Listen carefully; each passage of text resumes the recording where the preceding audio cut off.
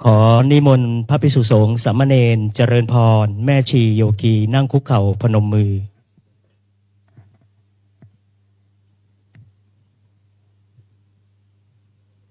Please everyone, kneel and clasp your hands together.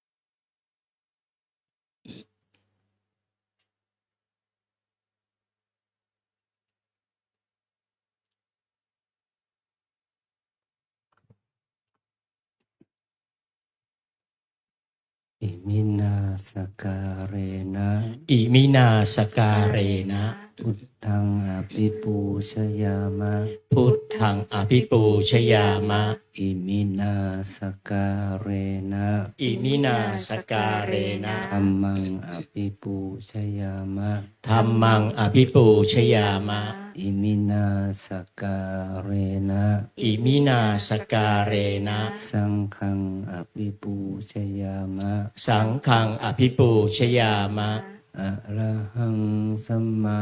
สัมพุทโธภควา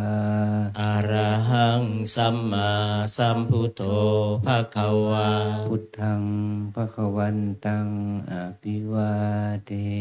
มิ พุทธังภะคะวันตังอภิวาเทมิ สวากขาโตภควตาธัมโม สวากขาโตภะคะวะตาธัมโม ธัมมังนัมสสามิ ธัมมังนามัสสามิ สุปฏิปันโนภควโตสาวกสังโฆ สุปฏิปันโนภะคะวะโตสาวกสังโฆ สังฆังนามามิ สังฆังนามามิ อันธรรมยังพุทธัสสะภะคะวะโตปุปภาคะนะมะการังกะโรมาเส นะโมตัสสะภะคะวะโตอะระหะโตสัมมาสัมพุทธัสสะนะโมตัสสะภะคะวะโตอะระหะโตสัมมาสัมพุทธัสสะนะโมตัสสะภะคะวะโตอะระหะโตสัมมาสัมพุทธัสสะอัญชรีวันทาอภิวาทอัญชรีวันทาอภิวาทอัญชรีวันทาอภิวาทอัญชรีวันทาอัญชรี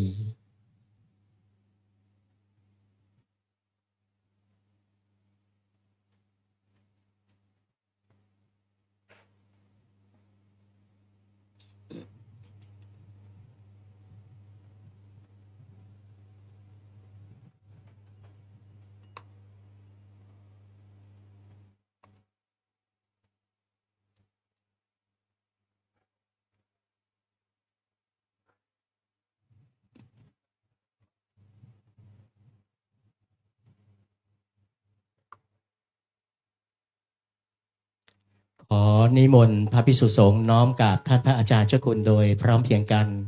สามเณรแม่ชีโยคีขอให้น้อมกราบทีหลังอัญชรีวันทาอภิวาทอัญชรีวันทาอภิวาทอัญชรีวันทาอภิวาทอัญชรีวันทาอัญชลี นิมนต์สามเณรเรียนเชิญคณะแม่ชีโยคีทุกท่านน้อมกราบท่านเจ้าคุณพระอาจารย์พร้อมกันค่ะอัญชลีวันทา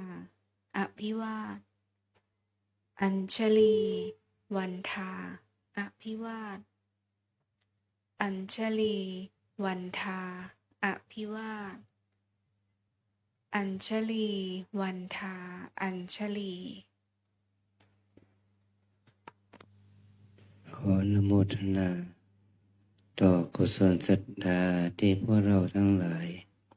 ได้มีต่อพระรัตนตรัยขอพลังบุญกุศลที่เราได้กระทำบำเพ็ญในวันนี้จงเป็นอานิสงส์ให้เรานั้นมีความเจริญรุ่งเรืองผ่องใสเข้าถึงพระธรรมเพื่อความเจริญในพระธรรมวินัยในพระรัตนตรัยจนเป็นปัจจัยถึงความสิ้นทุกข์ถึงมรรคผลนิพพานเป็นที่สุดจนบังเกิดแก่พวกเราทั้งหลายจงทุกข์ทั่วหน้ากันด้วยเถิด สาธุ สาธุ สาธุ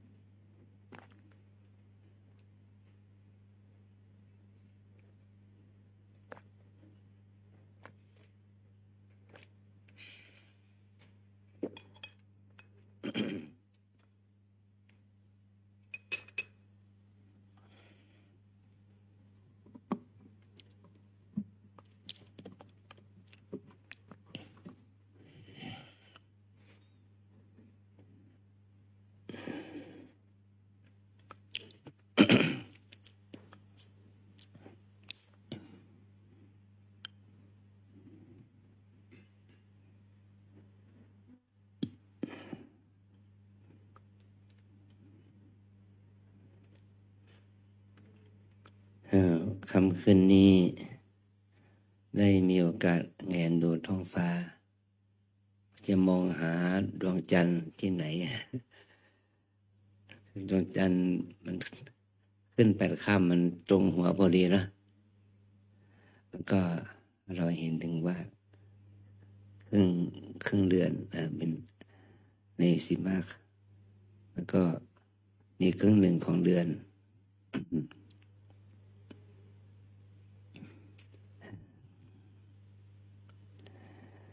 อากาศมันก็เย็นขึ้นนะกลางวันมันก็ร้อนอบอุ่นเรามีโอกาสได้มาทำกิจที่ว่าเรามาน้อมนึกถึงกิจที่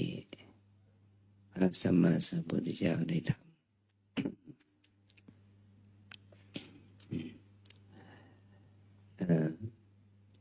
เมื่อพระองค์มีพระชนมาชีพอยู่ตอนค่ำพระองค์จะให้โอวาทกรรมฐานแก่พระภิกษุนะถือว่า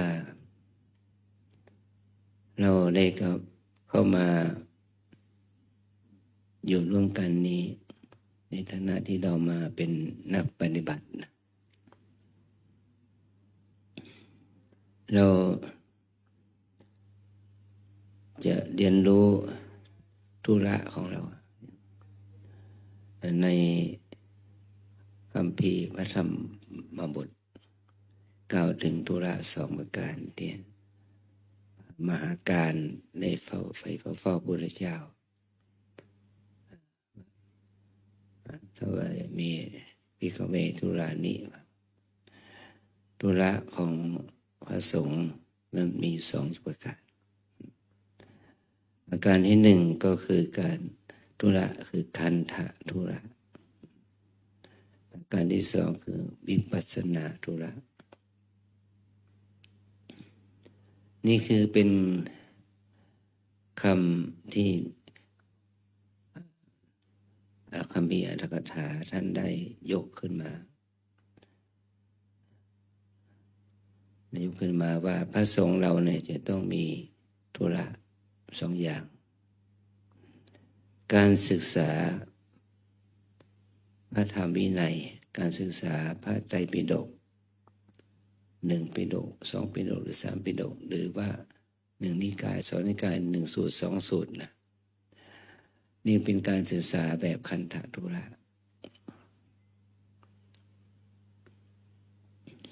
ถ้าเราศึกษาเพื่อปฏิบัติก็ศึกษาโดยสรุปโดยย่อให้รู้เรื่องกายเรื่องใจให้เรารู้เรื่อง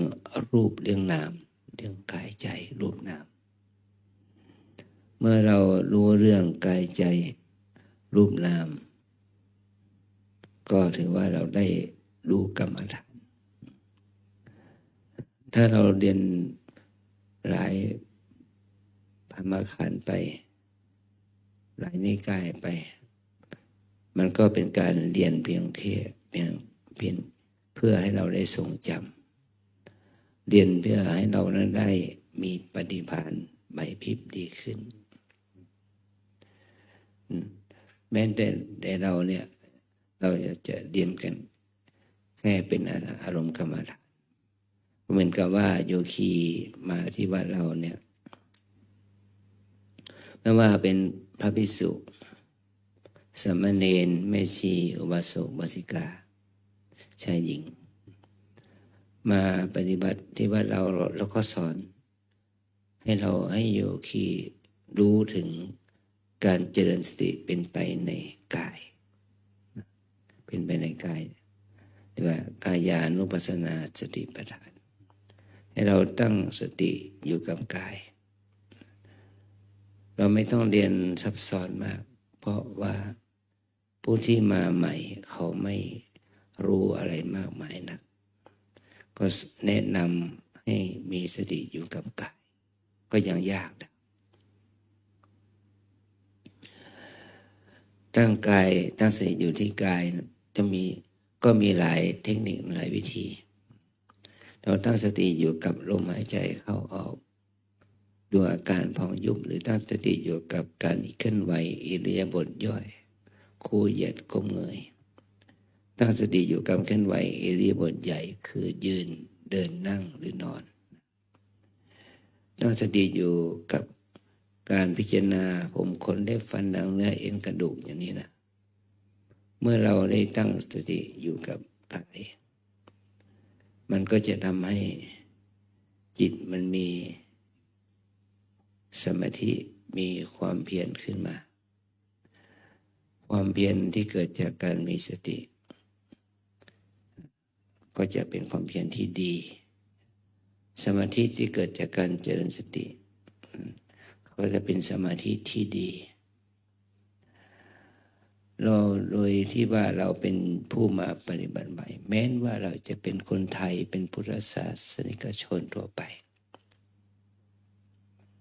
เนื่องจากว่าเราไม่ได้ศึกษาได้โดยละเอียดนะมันก็เป็นการยากที่จะเข้าใจแตกฉานแต่ถ้าเราเรียน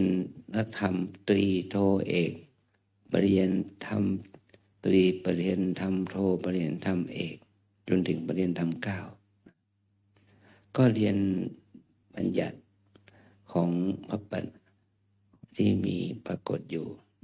ในพระอัตถกถาฎีกาแต่เรายังไม่ได้เรียนตัวเองเหมือนกันแม้เราจะเรียนวิชาการแพทย์รู้ถึงเซลล์รู้ถึงปรมาณูอะไรก็ตามแต่เราไม่ได้เรียนเพื่อถอดถอนความยึดมั่นถือมั่นในความเป็นตัวตน มันก็ไม่เกิดบุญภาวนาบุญภาวนาก็ยังไม่เกิดเพราะเราเรียนเพียงแค่วัตถุภายนอกเราไม่ได้เรียนเพื่อปรุงสังขารมันก็ไม่สามารถที่จะพ้นจากทุกข์ได้มันก็เหมือนกับหมอพยาบาลเนี่ยเขาเรียนนะแต่เขาไม่รู้เรื่องธรรมะการเรียนของเขานั้นจะเป็นเรียนสำหรับความรู้ระดับเซลล์อะไรก็ตามแต่เขาไม่รู้จักตัวธรรมะที่เป็นอนิจจังทุกขังอนัตตาเขาก็ไม่สามารถบรรลุธรรมได้เนี่ยเพราะเขาเรียนเพียงแค่เป็นวิชาการเฉยๆแม้แต่พวกเราจะเรียนจบพระไตรปิฎกก็เหมือนกันนะถ้าเราเรียนแล้วเราไม่ได้น้อมนำเอามาพิจารณาความจริงของชีวิตมันก็ยังมีกิเลสอยู่เหมือนเดิมมันก็ยังมีอกุศลอยู่เหมือนเดิมนะเพราะว่าเราไม่ได้มีคำตัวหนึ่งว่าโยนิโสมนสิการะมนสิการแต่การน้อมธรรมชาติที่มุ่งได้นำสัมปยุตธรรมมาสู่อารมณ์โยนิโสมนสิการโยนิโสแปลว่าต้องพิจารณาโดยแยบคายน้อมนำเอาธรรมนั้นมาพิจารณาโดยแยบคายธรรมนั่นคืออะไรก็คืออาการของกายอาการของใจนี่แหละให้เราเรียนรู้เพื่อให้เราได้เข้าใจถึงกฎแห่งธรรมว่ากายใจนี้เป็นอะไรเป็นอนิจจธรรมเป็นทุกขธรรมเป็นอนัตตธรรมนะนี่ถ้าเราไม่ได้เรียนแล้วเราไม่ได้ปฏิบัติมันก็ไม่สามารถที่จะบรรลุกุศลธรรมชั้นสูงได้มันไม่สามารถบรรลุถึงกุศลธรรมขั้นมรรคผลได้ขั้นมรรคได้แต่ถ้าเราได้เรียนรู้พื้นฐานก็ยังทำให้เราเกิดสมาธิฏฐิความเห็นชอบได้นี่เรามาปฏิบัติกันทุกคนเนี่ยไม่ว่าเป็นพระภิกษุภิกษุณีแม่ชีวาสุวาสิกาเราจึงสอนแนะนำให้โยคีได้เรียนรู้เท่าที่จะให้เขาเข้าใจได้นะแม้เขาจะมาแค่3 วัน5 วัน7 วันก็ตามแต่เราก็ได้สอนแนะนำเขานะให้เขาเรียนรู้ข้อธรรมนี้นี่คือเป็นสิ่งที่จำเป็นสำหรับพวกเรา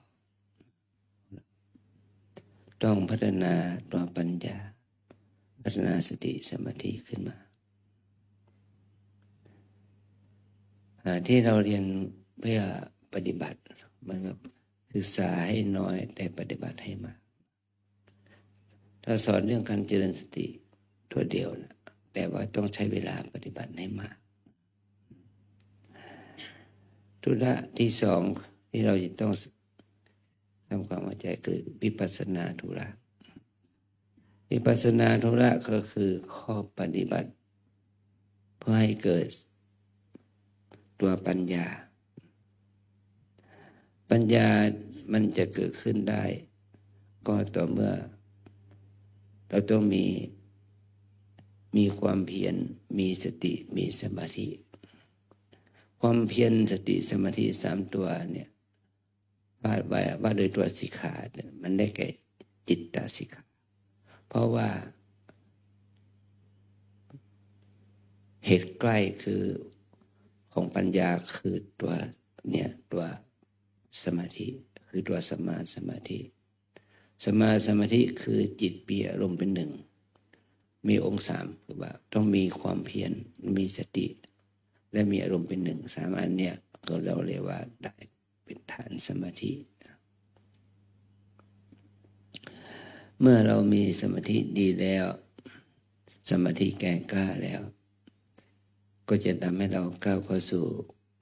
ฐานปัญญาสิกขาการศึกษาเพื่อให้เกิดค ความรู้แจ้งมันเป็นสิ่งที่ยากนะ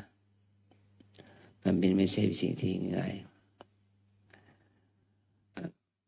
เหมือนกับว่าเราเอา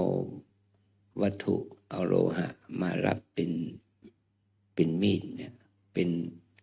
หอกเป็นดาบหรือเป็นเข็มอะไรอย่างเงี้ยเอามาเป็นของมีคม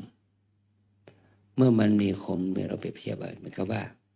ที่เราใช้กันทุกวันเนาะใช้กันทุกเดือนนะมีดโกนผมนะมีดโกนหนวดโกนเครามันคมนะมันก็ทำหน้าที่ของมันโกนผมโกนหนวดโกนเคราเนี่ยมันคมแต่ถ้ามันไม่หนักถ้ามันไม่มีน้ำหนักมันก็ตัดสิ่งที่มีขนาดใหญ่ไม่ได้ไม่ก็เราเอามีดโกนมาตัดต้นไม้ใหญ่ได้ไหมมันไม่ได้ต้นไม้ใหญ่นี่ก็ต้องอาศัยพวกขวานนะเนี่ยอย่างนี้นะตัดได้หรือ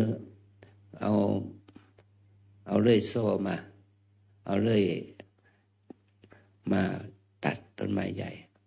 โดยอาศัยที่ว่าจะต้องโซ่นั้นจะต้องคมจะต้องมีความ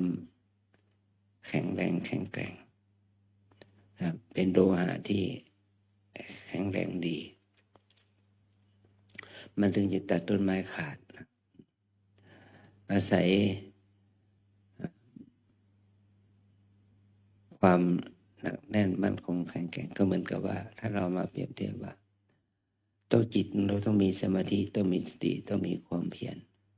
มันจะเกิดความคมของปัญญามันจึงจะเกิดขึ้นนี่คือเราแสวงหาวิธีการใดที่จะทำให้เกิดความแข็งแกร่งทางสติปัญญาก็โดยอาศัยการฝึกบ่อยๆเมื่อเราฝึกบ่อยๆเขานับวันนับเดือนนับปีเราเข้าใจสภาพกายสภาพจิตมากขึ้นเข้าใจกฎแห่งธรรมะคือเข้าใจความเป็นอนิจจธรรมทุกขธรรมอนัตตธรรมความจริงอันนี้ความเป็นอนิจจังทุกขังอนัตตาได้มากขึ้นมันจะเป็นเหตุให้เรานั้นได้เข้าถึงความรู้ที่เราเรียกวิปัสสนาญาณตั้งแต่ระดับที่1 2 3ไปจนถึงวิญญาณ16อะไรอย่างนี้นะมันก็ยังยากลำบากนะญาณ16ในหนังสือก็มีอยู่นะอ่านได้ทุกคนหนังสือเกี่ยวกับวิปัสสนาญาณ16โสรสัญญาณ16แล้วก็อ่านในทุกคนถ้าคนไทยเรานะแม้แต่คนต่างประเทศเขาก็อ่านได้ถ้าศึกษาจากคัมภีร์ก็อ่านได้คนอ่านได้มันมีมากนะมีนักศึกษามหาลัยสงฆ์เนี่ยเรียนเรื่องของวิปัสสนาญาณเรียนวิปัสสนาธุระเรียนเกี่ยวกับวิชาเอกวิปัสสนากรรมฐานเขาก็เรียนเรื่องของอารมณ์ผลของการปฏิบัติอยู่ที่วิปัสสนาญาณแต่แม้ว่าจะเรียนจบแล้วแต่เขาเรียนเพียงแค่รู้เขาไม่ได้เรียนเพียงแค่ไม่ได้เรียนเพื่อความเข้าใจแจ่มแจ้งเขาก็บรรลุธรรมไม่ได้เช่นเดียวกันเราเรียนสิ่งเหล่านี้เราต้องเรียนเพื่อลดละเลิกปล่อยวางความยึดติดยึดมั่นตัวกิเลสตัณหาอุปาทานจะได้ลดลงไปสิ่งเหล่านี้มันจะเกิดขึ้นกับเราได้ก็ต่อเมื่อเรานำเอามาใช้มาพิจารณาให้เห็นคุณประโยชน์ของเราเลยไม่ใช่เป็นประโยชน์กับใครคนใดคนหนึ่งให้เราเรียนรู้ให้ได้ประโยชน์จากการที่เราได้ฝึกเรียนรู้ตัวเอง อันนี้มันต้องอาศัยสิ่งแวดล้อมนะเราต้องอาศัยสิ่งแวดล้อมต้องทำความเข้าใจเกี่ยวกับเรื่องการฝึกฝนอบรมปฏิบัติ ต้องมีสิ่งแวดล้อมที่ดี มีกัลยาณมิตรที่ดี มีเพื่อนที่ดี ให้ข้อคิดให้คำแนะนำอะไรต่างๆให้ที่ดีขึ้นจะต้องปฏิบัติตามกฎเกณฑ์ระเบียบกฎเกณฑ์ที่ดีนะที่ว่าเราจะต้องมีข้อวัดมีข้อศีลที่ดีนะมีข้อศีลข้อวัดที่ดีขึ้นเดี๋ยวเราจะทำให้เรานั้นได้คุณภาพจิตที่ดีขึ้นคุณภาพจิตที่ดีขึ้นมันจะทำให้เกิดตัวความรู้ตัวญาณปัญญาที่ดีขึ้นนะมันไม่ใช่ว่าจะเอาตัวปัญญาอย่างเดียวไม่เอาศีลสมาธิเลยก็ไม่ได้เราต้องพัฒนาศีลสมาธิไปด้วยเราจะไปคิดว่าทำไมคนอื่นถึงไม่เคยเห็นทำกันจะให้เราทำคนเดียวหรืออย่างเนี้ยเราอย่าคิดอย่างนั้นเพราะว่าการทำภาวนาต้องทำเพื่อให้เรานั้นได้พัฒนาตัวเองเป็นสิ่งสำคัญ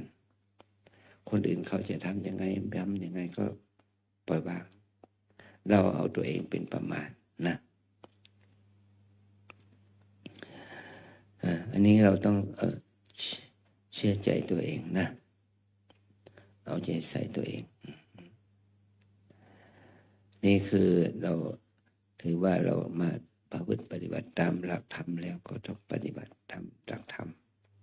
ให้เข้าใจสิ่งเหล่านี้เขาใช้สิ่งตัวนี้ไม่ใช่อะไรเขา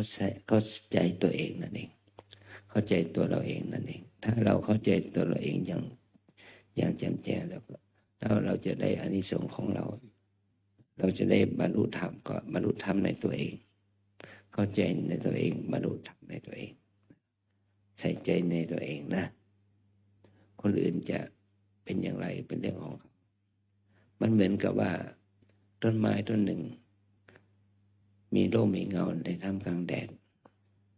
เราเข้าไปคนเดียวเราก็ได้ความเย็นของเราคนเดียวเข้าไป2 คนก็ได้2 คนเข้าไป5 คน10 คนก็5 คน10 คนก็ได้ร่มเงาจากต้นไม้ต้นนั้นนะแต่ถ้าเขาออกจากต้นไม้ต้นนั้นเรามีคนเดียวอยู่ใต้ต้นไม้ต้นนั้นก็อย่าไปโทษเราถ้าเราออกไปเราก็จะร้อนถ้าเราอยู่คนเดียวเราก็เย็น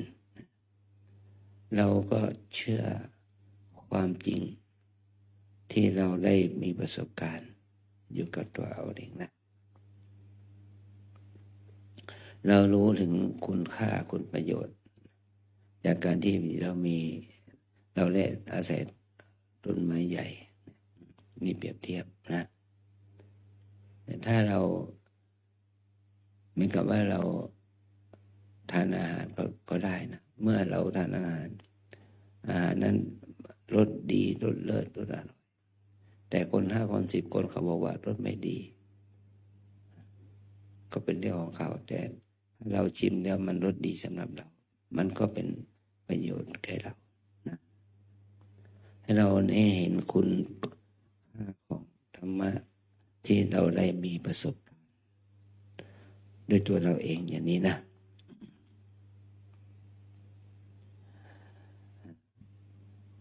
วันนี้นะมันก็จะเป็นว่าเราก็จะมีอายุครบ534 ปีในวันที่30นะวันนี้วันที่20เท่าไหร่นะ26นะ27 28 29 30ก็เหลืออีก3 วันก็จะครบ534 ปีถ้าเราคิดถึงว่าเมื่อ530 ปี14 ปีที่แล้วที่นี่มันเป็นอะไรมันเป็นป่าประวัติของวัดลำเปิงบอกว่ามีพระที่เราเรียกว่าพระอยู่ในป่าอารัญญิกทุดงค์ท่านอยู่ในป่าท่านมานั่งสมาธิที่นี่ท่านเห็น เห็นมีแสงสว่างมีแก้วขึ้นใต้ต้นมะเดื่อนะท่านก็เอาคำว่าสิ่งนี้ท่านได้เห็นเนี่ยไปทูลพระเจ้ายอดเชียงรายพระเจ้าแผ่นดินเชียงใหม่นะพระราชาและมเหสีพระได้ราชบริวารก็มาถึงจุดนี้แล้วก็ทหารก็ขุดค้นเจอพระธาตุจริงๆแล้วก็สมโพธิแล้วก็ก่อพระธาตุเจดีย์ครอบที่ได้พบพระธาตุนะแล้วก็มีการสร้างพื้นที่วัดนี้เป็นสังฆารามมามีประวัตินะมีประวัติในศิลาจารึกนะมีการสมมุติมีการถวายมีการสร้างพระพุทธรูปเททองเมื่อทำเสร็จแล้วก็ยกที่นี้เป็นสังฆารามให้แก่พระสงฆ์มีพระเถระครูบาอาจารย์สมัยนั้นที่เขามาร่วมพิธีเขานิมนต์พระมาเป็นสักขีพยานที่จะร่วมพิธีถึงเป็น100 รูปนะตั้งแต่นั้นมาเราก็ไม่รู้จะเป็นไรเนาะและมีเขาประวัติเนี่ยประวัติอยู่ในจารึกนะนี่คือสิ่งที่มีมาตั้งแต่อดีตเป็น500 กว่าปีเมื่ออาจารย์ได้เข้ามาที่วัดลำเปิงเนี่ยวัดระโบดรามลำเปิงเนี่ยอาจารย์ก็มาคิดถึงว่าวัดลำเปิงจะมีอายุครบ500 ปีเมื่อไหร่อาจารย์เลยเอาเรื่องเงื่อนไขเนี่ยเอามาเป็นเหตุเป็นปัจจัยให้ได้มีโอกาสได้เอามาเป็นเหตุให้เราได้สร้างโรงเรียนพระปริยัติธรรมขึ้นมาในช่วงที่เชียงใหม่ที่วัดลำเปิงเรามีอายุประมาณ500 ปีนะเนี่ยก็คือเป็นเหตุให้เรานั้นได้ทำบุญนะในนึกถึงวัดลำเปิงครบรอบ501 ปี502 ปีมาทำบุญธรรมดาบ้างบางทีก็ทำบุญกับพระ9 วัดบ้างอะไรอย่างนี้มาจนถึงทุกวันนี้เรามีโอกาสอยากจะทำบุญเพื่ออุทิศถึงบรรพชนพระเจ้ายอดเชียงรายพระนางตบาทวีพร้อมด้วยพระมหาเถระครูบาอาจารย์รวมถึงครูบาอาจารย์หลวงปู่นะเรานึกถึงท่านว่าที่ท่านได้มาบูรณะปฏิสังขรณ์วัดลำเปิงให้เป็นสถานที่ปฏิบัติให้คนที่มาจากทิศทั้งสี่ทั้งพระภิกษุสามเณรแม่ชีวาโสบาสิกาให้เข้ามาเนี่ยได้ดูสิว่าก็มีคนเข้ามามากขึ้นมาตามลำดับเนี่ยหรือว่าเรามานึกถึงความดีงามที่บรรพชนท่านบุรพาจารย์ทั้งหลายท่านได้ทำท่านได้สร้างท่านได้บุญนะมาต่อเนื่องมาจนถึงวันนี้เนาะนี่คือเรามานึกถึงความดีงามนี้เราจะได้ทำบุญเพื่ออุทิศไปให้บรรพบุรุษบรรพชนบุรพาจารย์ทั้งหลายให้ท่านได้มีรับโอกาส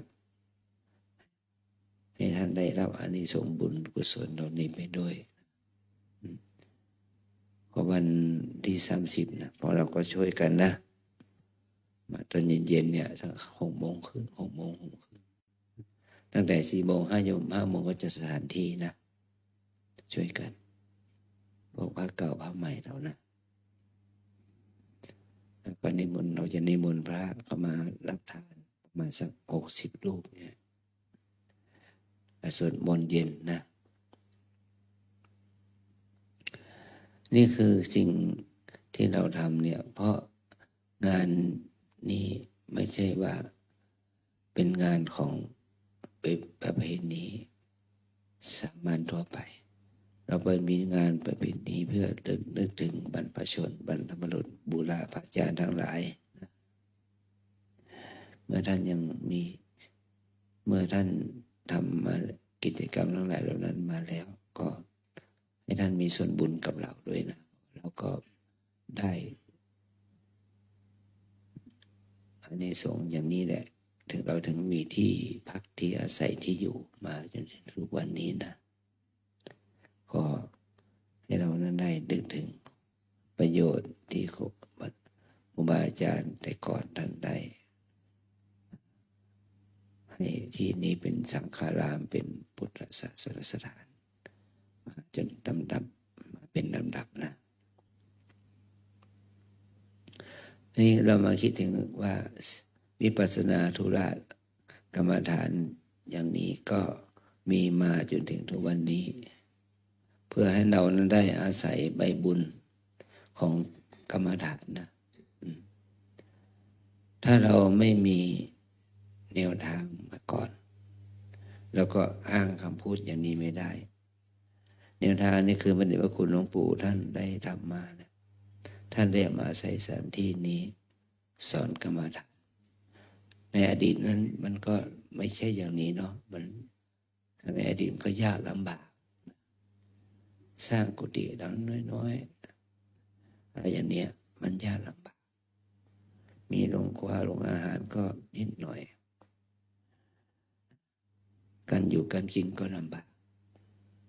มาถึงทุกวันนี้เราอยู่สุขสบายมีน้ำท่าอาหารการกินสบาย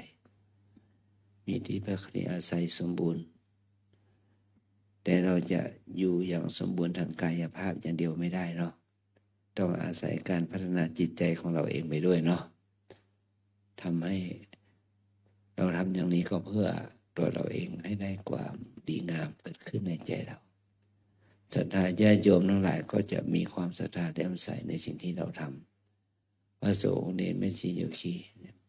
ทั้งชาวไทยชาวต่างประเทศก็จะได้ฝึกฝนอารมณ์กันต่อไปนะอันนี้เป็นสิ่งที่ดีงามที่เราได้ทำมา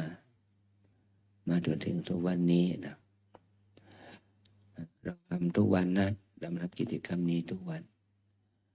ร่วมกันทำวัดสวดมนต์ภาวนากันทุกวัน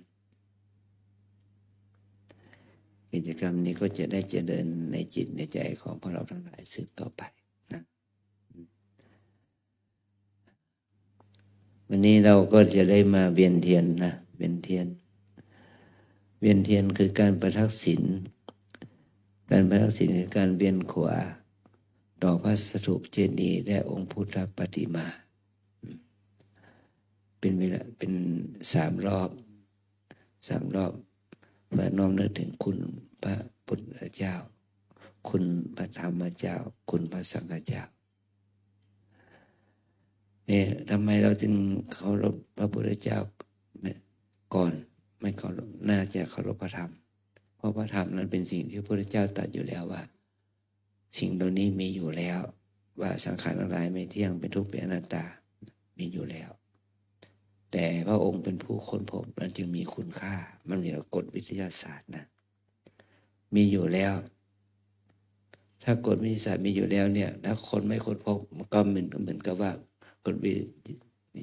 ทยาศาสตร์นั้นมันไม่เกิดผลนะถ้าคนที่ค้นพบมาเอากฎวิทยาศาสตร์เอามาพัฒนาเป็นเทคโนโลยีเป็นนวัตกรรมใหม่มันก็เป็นประโยชน์แก่เราทุกคนนะมันเหมือนกับว่าไฟฟ้าสถิตและไฟฟ้าเขาเรียกว่าไฟฟ้าอะไรไฟฟ้าที่เป็นธรรมชาติเนาะมันก็ไม่ถ้ามีไฟฟ้าไปเจอธรรมชาติเดียวแต่คนไม่เอามาพัฒนามันก็ไม่เกิดกระแสไฟฟ้าได้แต่เมื่อเราเอามาพัฒนาขึ้นมามันจึงมีประโยชน์อย่างนี้แหละนะไฟฟ้ากำลังไฟฟ้าสถิตไฟฟ้ากำลังก็เหมือนกับว่าเรานั่นแหละนะถ้าเรามีการทำหน้าที่นี้สติปัญญามันก็จะพัฒนาขึ้นมานะมันเนี่ยเก่งนะมันหลับได้นั่งหลับได้ sleeping drowsy and still fall เออลดน้ำหนักไปมันจะ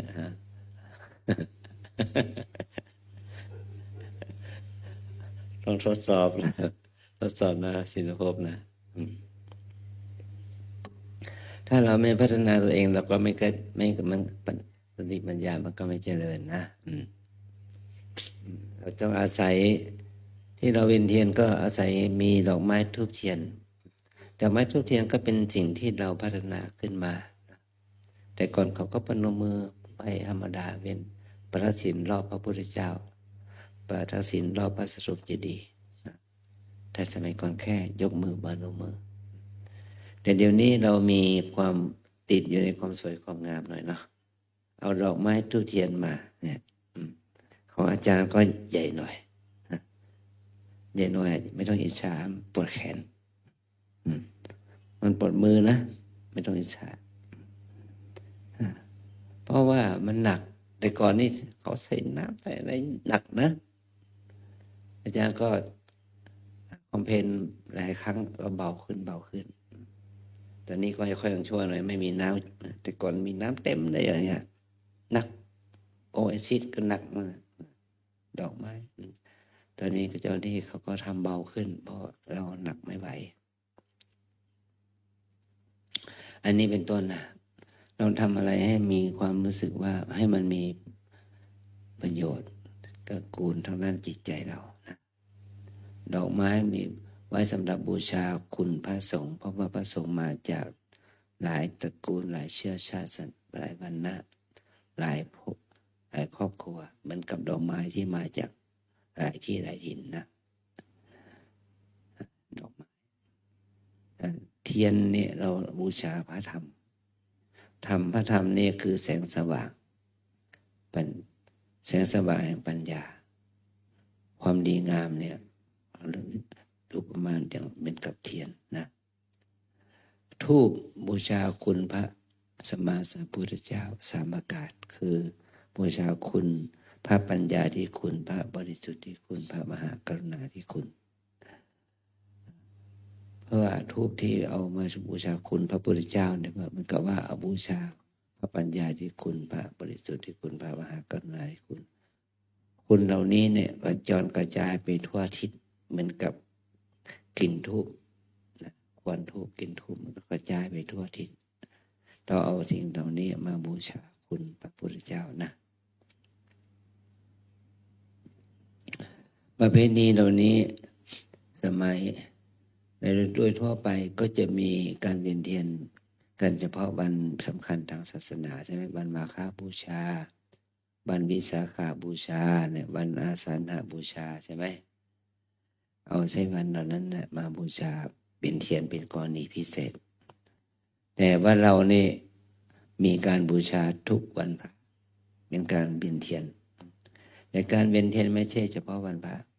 เราก็สามารถเวียนเทียนบูชาพระธาตุเจดีย์พระพุทธรูปได้ทุกวันนะเดินจงกรม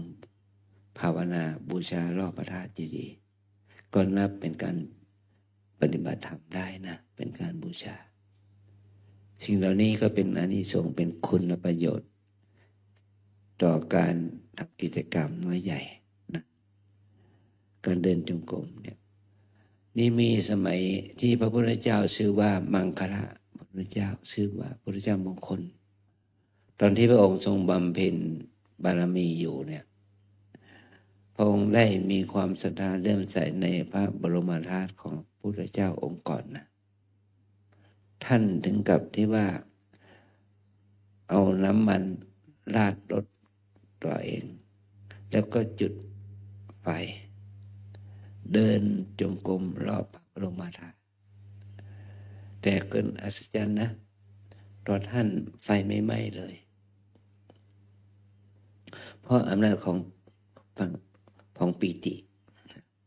ติญาณแรงกล้าทำให้ท่านไม่ร้อนเลยด้วยอานิสงส์นั้นพอท่านได้เป็นพระพุทธเจ้านะพระพุทธเจ้าพระองค์นี้มีฉัพพนรังสีเป็นหาประมาณไม่ได้สามารถกลบแสงอาทิตย์แสงจันทร์ได้ ในประวัติท่านบอกว่าวัวควายช้างม้าเป็ดไก่เข้าลวงเข้ารังเป็นสัญลักษณ์ว่ามันจะเป็นเวลากลางคืนนะแต่ถ้าพระพุทธเจ้าพระองค์นั้นอยู่แสงสว่างของพระสัพพนารังสีก็กระจายนะนี่คือการบูชาด้วยแสงสว่างเนี่ยจะทำให้เรามีรังสีแสงสว่างนะเทียนประทีปเนี่ยถ้าเราบูชาเพื่อให้เกิดปัญญานะเพื่อให้เกิดศรัทธาเพื่อให้เกิดปิตินะไม่ใช่ว่าบูชาเพื่ออื่นใดไม่ใช่บูชาเพื่อความสว่างความร้อนเฉยๆบูชาเพื่อให้เกิดปิติให้เกิดปัญญานะอันนี้แค่นี้ก็สมควรแล้วเนาะเดี๋ยวจะได้ขออนุโมทนากับคุณโยมอรวรรณเกียรติสินที่ได้ถวายน้ำปานะให้พวกเราได้ดื่มฉันกันทุกวันพระความดีคุณครอบครัวโยมได้ทำความดีนี้มานานปียิ่งขออนุโมทนาบุญกับโยมด้วยนะ Today we have sponsor for everyone. Before we start ceremony, just want to share the good something for you, for everyone. We have ceremony of Vientiane ceremony or Parakina ceremony, walking around stupa 3 rounds, 3 times. We do for respect, for worship to the Tipa James, for improve, for develop the enlightenment ones, the Lord Buddha. We respect, we worship to the great wisdom in heaven form enlightenment. And we respect to the Dhamma, doctrine of Buddha teaching, the Four Noble Truths. For we practicing for foundation of mindfulness or vipassana or insight by progress, by develop spiritual precept or spiritual concentration or spiritual wisdom. We do for develop, for improve wisdom, mindfulness by effort. We do for improve right concentration and right thought, right understanding by doing, by learn in present moment, learn for understanding our life, not for someone, for ourselves, by doing, by improve insight, not for overcome defilement, for this, for a successful insight present. And we worship to the Sangha, holy person or Arahantaship. Anyway, follow our Buddha teaching, Bhikkhu, Bhikkhuni, Ubaso, Ubasika. They learn for training, practicing by doing good. No, but not do bad, evil, not be doing good or doing good. We do for improve, purify inside by training, practicing. We do for develop wisdom or understanding for this defilement, for this the bad object inside, for the desire or anger or delusion, practicing for progress, aware and observe our in our mind while you are walk slowly and progress it by focus mindfulness for develop compassion and kindness. We do for improve confidence. We confident in the Buddha, Dhamma and Sangha. We believe it for progress our life, for be good, for improve wholesome mind.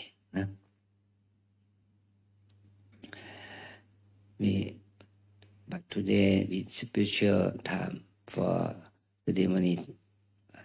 harmony together. Work and continue doing. Work in 3 rounds, and after that we come for practice again, for share the good mind, good merit for others, for peace, for calm inside, and for others. Thank you for joy. Thank you.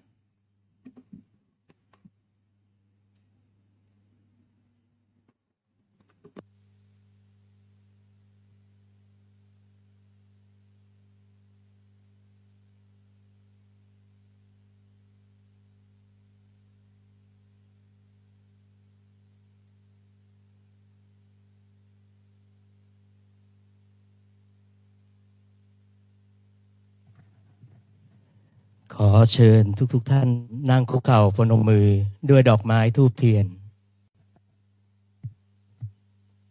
Please kneel with your hands clasped together, offering flowers, incense, and candles.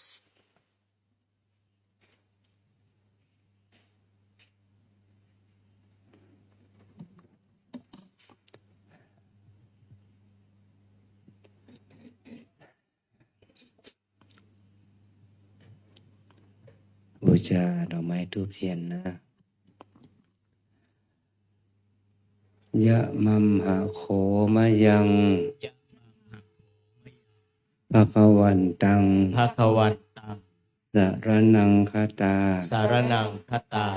เราเป็นผู้ถึง เราเป็นผู้ถึง พระผู้มีพระภาคเจ้า พระผู้มีพระภาคเจ้า พระองค์ใด พระองค์ใด ว่าเป็นสรณะ ว่าเป็นสารณะ โยโนภควาสถา โยโนภควาสัทธา พระผู้มีพระภาคเจ้า พระผู้มีพระภาคเจ้า พระองค์ใด พระองค์ใด เป็นศาสดาของเรา เป็นศาสดาของเรา ยัสสจะมะยัง ยัสสจะมะยัง ภควโตธัมมัง ภควโตธัมมัง โรเจมะ โปรเจมะ และเราชอบใจ และเราชอบใจ ธรรมของพระผู้มีพระภาคเจ้า ธรรมของพระผู้มีพระภาคเจ้า พระองค์ใด พระองค์ใด อิเมหิ อิเมหิ สการเรหิ สักการเรหิ ตังภควันตัง ตังภควันตัง สะธัมมัง สัทธัมมัง สะสังฆัง สัทสังฆัง อภิปูชยามะ อภิปูชยามะ เราตั้งใจบูชา เราตั้งใจบูชา พระผู้มีพระภาคเจ้า พระผู้มีพระภาคเจ้า พระองค์นั้น พระองค์นั้น พร้อมทั้งพระธรรม พร้อมทั้งพระธรรม พร้อมทั้งพระสงฆ์ พร้อมทั้งพระสงฆ์ ด้วยเครื่องสักการะทั้งหลายเหล่านี้ ด้วยเครื่องสักการะทั้งหลายเหล่านี้ อะระหังสัมมาสัมพุทโธภควา อะระหังสัมมาสัมพุทโธภะคะวา พุทธังภควันตังอภิวาเทมิ พุทธังภะคะวันตังอภิวาเทมิ สวากขาโตภควตาธัมโม สวากขาโตภะคะวตาธัมโม ธัมมังนัมสสามิ ธัมมังนัมสสามิ ส สุปฏิปันโนภะคะวะโตสาวกสังโฆ สุปฏิปันโนภะคะวะโต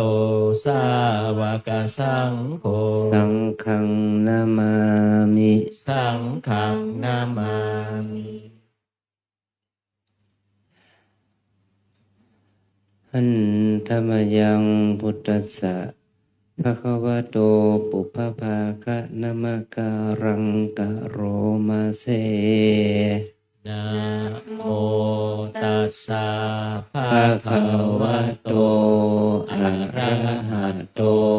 สั สั ม ม มา มา สั สั ม ม พุ พุ ท ท ธั ธั ส ส สะ สะนะโมตัสสะ ภะคะวะโต อะระหะโตสัมมาสัมพุทธัสสะนะโมตัสสะภะคะวะโตอะระหะโตสัมมาสัมพุทธัสสะอันธรรมยังพุทธานุสตินยังกะโรมาเส อิติปิโสภะคะวะ อะระหังสัมมาสัมพุทโธ วิ วิชาจารณะสัมปันโนสุขโต โร กวิทูอนุตตโรปุริสธรรมสารถิ สัทธาเทวมนุษย์ สานังพุทโธภะคะวาติกาเยนะวาว า จา จายาวเจตสาวาพุทเทกุกัมมังปะกตังมยายังพุทโธปฏิคันหาตุอัจจยันตังการันตะเรสังวริตุงวะพุทเท อันธรรมยังธรรมานุสตินยังกะโรมาเส สวากขาโตภะ ภะ คะ คะ วะ วะ ตา ตา ธั ธั ม ม โม โม สั สั น น ทิ ทิ ฏ ฏ ฐิ ฐิ โก โกอากาลิโกเอหิปัสสิโกโอปานายิโกปัจจตังเวทิตาโพวินโยหิติกา เย เย นะวาจายาวเจตสาวาธัมเมกุกัมมังปะกตังมยายังธัมโมปฏิคันหาตุอัจจยันตังการันตะเรสังวริตุงวะธัมเม อันธรรมยังสังขานุสตินยังกะโรมาเส สุปฏิปันโนภะคะวะโตสาวกสังโฆ อุชุปฏิปันโนภะคะวะโต สาวก กสังโฆยายาปฏิปันโนภะคะวะโต สาวกสังโฆสามีจิปฏิปันโนภะคะวะโต สาวกสังโฆ ยะทิทังจัตตาริปุริสายุคานิอัตตาปุริสาปุคาราเอสะภะคะวะโตสาวกสังโฆอาหุนายโยปาหุนายโย ทักขิ นายโยอัญชลีกรณีโยอนุตตรังบุญญาเขตังโลกัสสาติกาเย น นะ วาว า จายาวเจตสาวาสังเคกุกัมมังปะกตังมยายังสังโฆปฏิคันหาตุอัจจยันตังการันตะเรสังวริตุงวะสังเค อ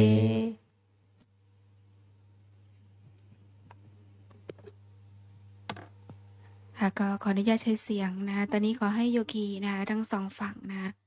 เดินไปฝั่งซ้ายมือแม่ชีเลยนะคะที่นั่งอยู่รอบพระเจดีย์ด้วยนะคะเดินมาฝั่งซ้ายตรงด้านซ้ายมือของแม่ชีเลยนะคะจัดแถวเรียง4เว้นระยะห่างนะคะถ้าแม่ชีขึ้นมาด้านหน้านะคะต่อท้ายสามเณรนะคะไปเลยค่ะใครที่มีไฟแช็กนะให้จุดเทียนไว้ก่อนได้เลยนะคะแต่ว่าธูปเราอย่าเพิ่งจุดนะคะโยคีเดินไปทางนี้เลยค่ะจัดแถวเรียง4ค่ะได้เดี๋ยวสำหรับญาติโยมรอตรงนี้นะคะต่อท้ายนะคะเนาะค่ะ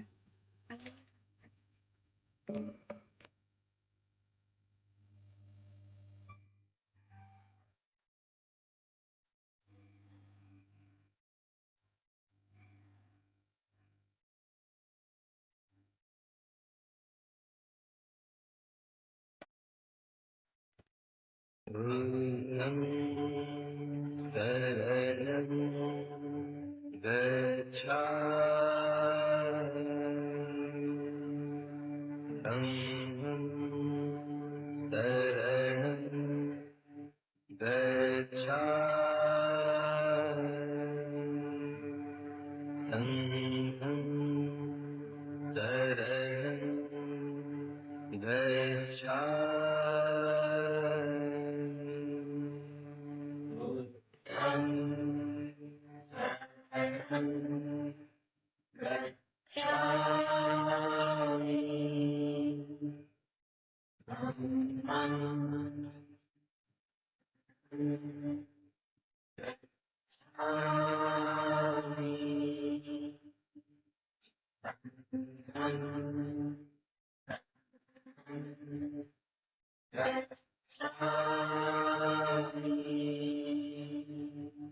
Buddham saranam gacchami Dhammam gacchami Sangham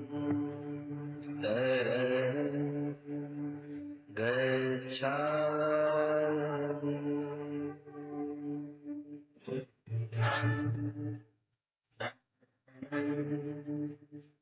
gacchami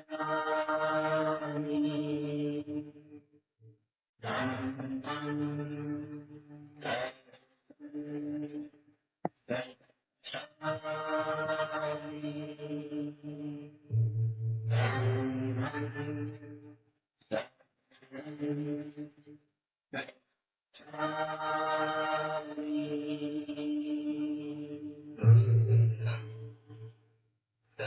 saranam gacchami Saranam gacchami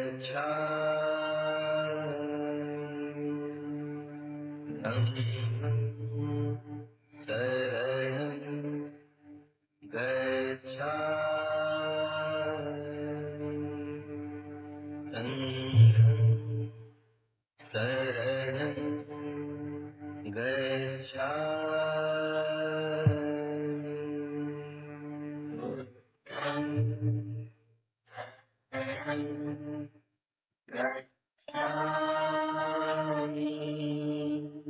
Sangham saranam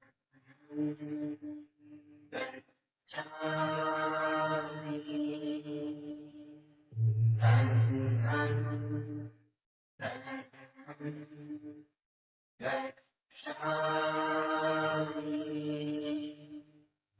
Buddham saranam gacchami Dhammam gacchami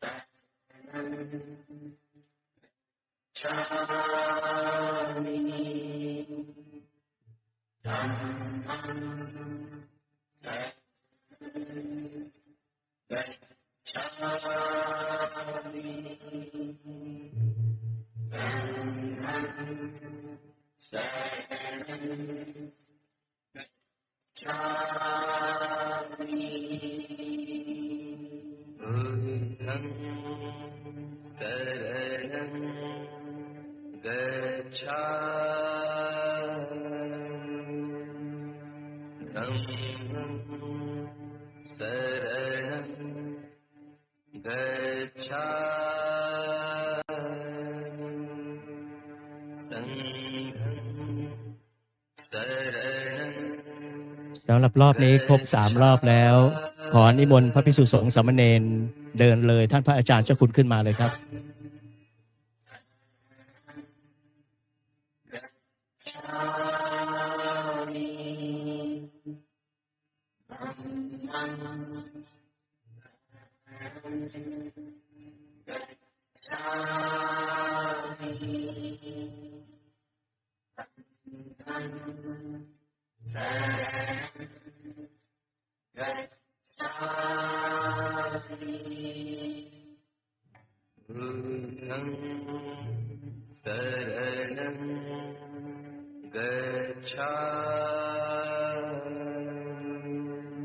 สำหรับพระภิกษุสงฆ์และโยคี หลังจากวางดอกไม้ธูปเทียนเสร็จแล้วยังไม่อนุญาตให้กลับเข้าที่พักนะครับ ขอให้กลับไปนั่งที่เดิมในวิหารและร่วมกันปฏิบัติอีกสักครู่พร้อมกับท่านอาจารย์เจ้าคุณแล้วถึงจะค่อยกลับเข้าที่พักนะครับ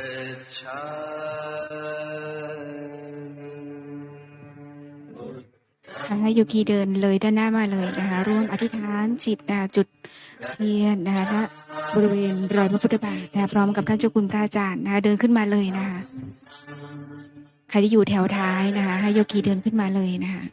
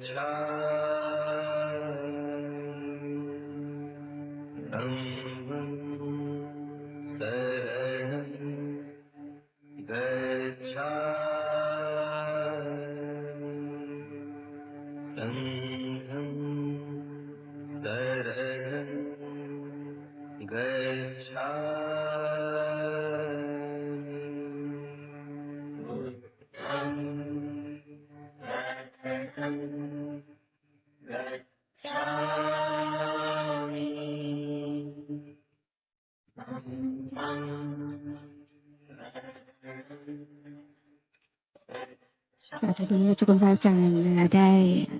จุดเทียนนะคะถวายพวงมาลัยดอกไม้ณบริเวณรอยพระพุทธบาทเสร็จไปที่เรียบร้อยแล้วนะคะตอนนี้ให้โยคีทุกท่านนะอธิษฐานจิตนะคะของใครของมันนะคะแล้วก็นำเทียนนะคะแล้วก็ธูปปักจุดบริเวณที่พระเจดีย์นะ